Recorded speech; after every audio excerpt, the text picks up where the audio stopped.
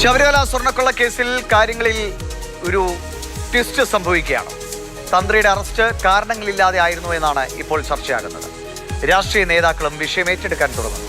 തന്ത്രി കണ്ഠരര് രാജീവരെ അറസ്റ്റ് ചെയ്യാനുള്ള കാരണം SIT വ്യക്തമാക്കണമെന്ന് VD സതീശൻ ആവശ്യപ്പെട്ടിരിക്കുന്നു. അറസ്റ്റിന് പിന്നിൽ ഗൂഢാലോചന സംശയിക്കുകയാണ്. അറസ്റ്റിനെ കുറിച്ച് ഹൈക്കോടതിയുടെ മേൽനോട്ടത്തിൽ അന്വേഷണം വേണമെന്നാണ് പ്രതിപക്ഷ നേതാവ് പറയുന്നത്. അതിന്റെ പുറകിൽ ഒരു ഗൂഢാലോചന നടന്നിട്ടുണ്ട് എന്ന് ഞങ്ങൾ സംശയിക്കുന്നു. CPM-നെതിരായി എല്ലാ ആക്ഷേപങ്ങളും വന്നപ്പോൾ അതിൽ നിന്ന് വഴി തിരിക്കുന്നതിന് വേണ്ടി മനഃപൂർവ്വമായി തന്ത്രിയെ അറസ്റ്റ് ചെയ്താണോ എന്ന് സംശയിക്കേണ്ട സ്ഥിതിയാണ്. തെളിവിന്റെ കണിക പോലും ഇല്ലാതെ ഒരാൾ, ശബരിമല തന്ത്രിയെ പോലുള്ള ഒരാൾ 40 ദിവസം ജയിലിൽ കിടക്കേണ്ട സാഹചര്യം വന്നതിനെ കുറിച്ച് ഗൗരവതരമായി അന്വേഷിക്കണം. ഈ കോടതിയുടെ മേൽനോട്ടത്തിൽ തന്നെ അന്വേഷിക്കണം എന്നാണ് ഞങ്ങൾ മുന്നോട്ട് ഡിമാൻഡ് ചെയ്യുന്നത്. അതേസമയം PS ശ്രീധരൻപിള്ളയുടെ പുസ്തകത്തിലെ വിവരങ്ങൾ വെച്ച് ആരോപണം വഴിമാറ്റാനാണ് CPM സംസ്ഥാന സെക്രട്ടറി ബിനോയ് വിശ്വത്തിന്റെ ശ്രമം.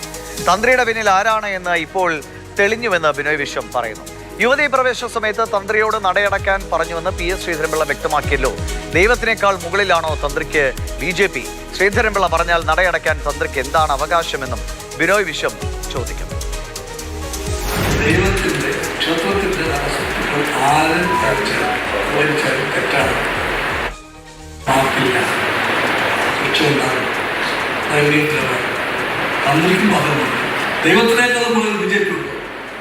തന്ത്രിയെ കൊണ്ട്, ദൈവത്തിന്റെ പൂർവികരെ ദുഷ്ടാണെന്ന് പറയപ്പെടുന്ന തന്ത്രിയെ കൊണ്ട് നടയടപ്പിച്ചത് ഞാനാണെന്ന് പറയുന്നത് BJP വ്യക്തമാക്കുന്നുണ്ട്. തന്ത്രിയുടെ ഡെബിലിറ്റി ദൈവത്തിനേക്കാളും വലുതായിട്ട് ഒരു രാഷ്ട്രീയ നേതാവിനെ കാണുന്ന, BJP-ക്കാരെ കാണുന്ന തന്ത്രിയുടെ രാഷ്ട്രീയം പറയുന്നത്. തന്ത്രിയുടെ അറസ്റ്റ് ന്യായീകരിക്കാൻ തക്ക കാരണങ്ങൾ പുറത്തു വന്നില്ല എങ്കിൽ അത് വലിയ പ്രത്യാഘാതമുണ്ടാക്കുമെന്നതിൽ ഒരു തർക്കവുമില്ല. തെരഞ്ഞെടുപ്പിന്